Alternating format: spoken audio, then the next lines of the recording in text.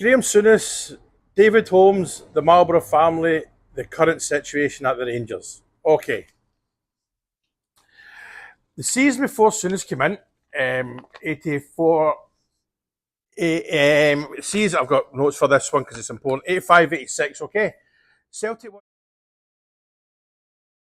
the league on 15 points, 15 ahead of Rangers, okay. Rangers finished fifth that season and Aberdeen were fourth. They were 9 ahead of us. And keep in mind, back then it was 2 points for a win.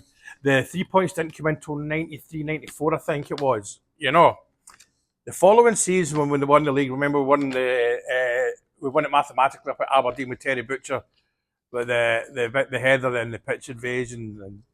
Brilliant. Rangers were in 69 points, 6 ahead of second place Celtic on 63 at the final day of the season. Okay. And the season as soon as came in, we had to beat Motherwell the last game of the season at Ibrox to qualify for the UEFA Cup. It will have been the UEFA Cup. Brilliant. Okay, so you can see what I'm comparing to the situation now. I know at the end of the season things are a bit different from now, but what I'm saying is, my point being is things can change quickly in months, a matter of months.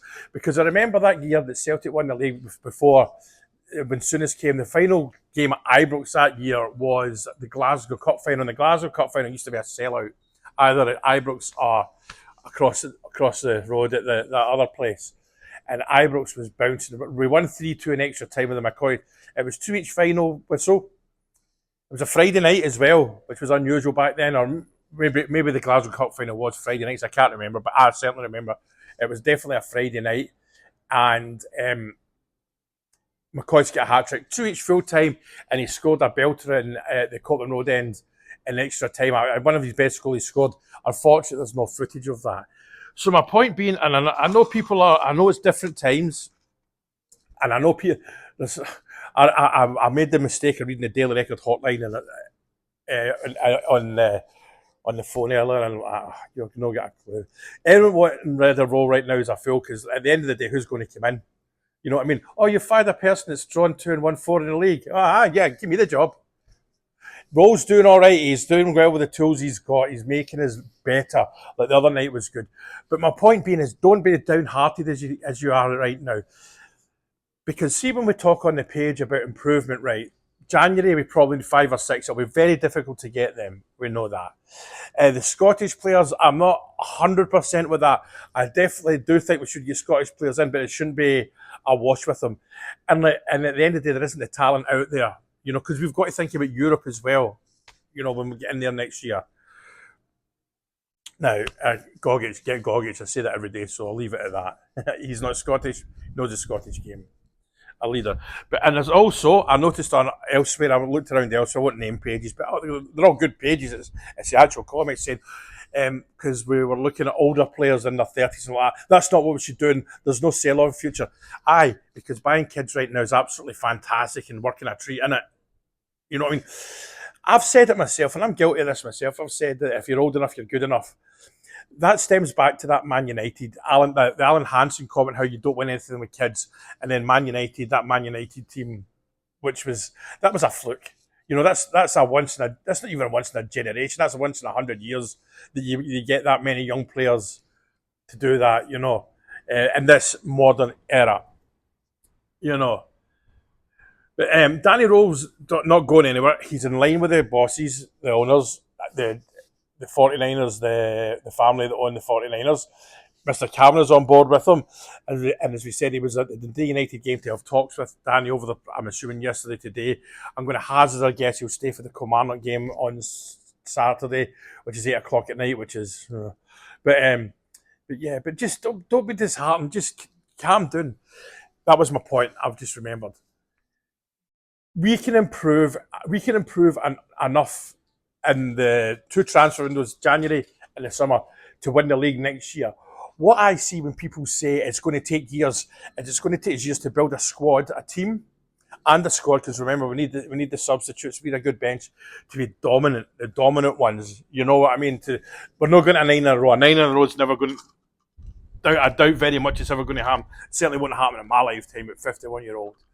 But it's not going to happen anytime soon. It'll be like us are the Morlocks, so I'll be chop and change. You know what I mean? We might do 3-4 years, but I'm talking about winning winning trebles, winning doubles, a league, and one of the other two trophies.